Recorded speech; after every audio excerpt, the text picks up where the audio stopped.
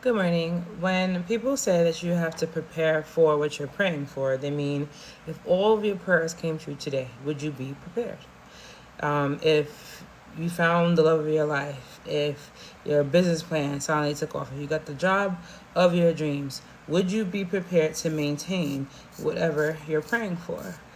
And if the answer is no, then it's not to say that God can't still bless you.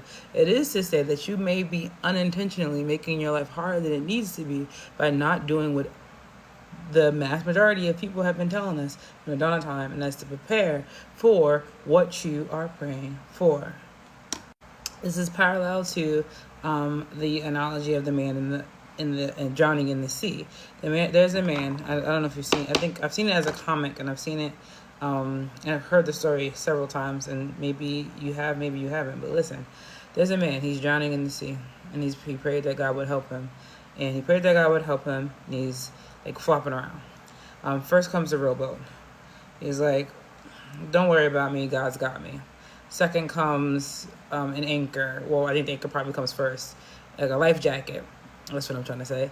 And anchor life jacket comes. He's like, I'm not gonna get it because God is gonna come get me. And then like a ship comes and the lifeguard and all these other people come, and then he drowns and he dies. And then he gets to heaven and he's like, God, I was praying for you to come and get me. Like, why didn't you come and get me? And God is like, I sent you a life jacket and a lifeguard and a sailboat and a ship, and you sent them away.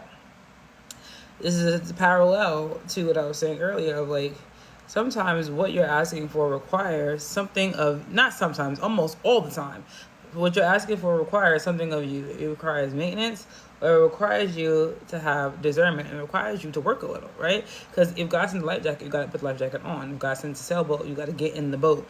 If God sends a lifeguard, you have to trust that the lifeguard is going to bring you to safety.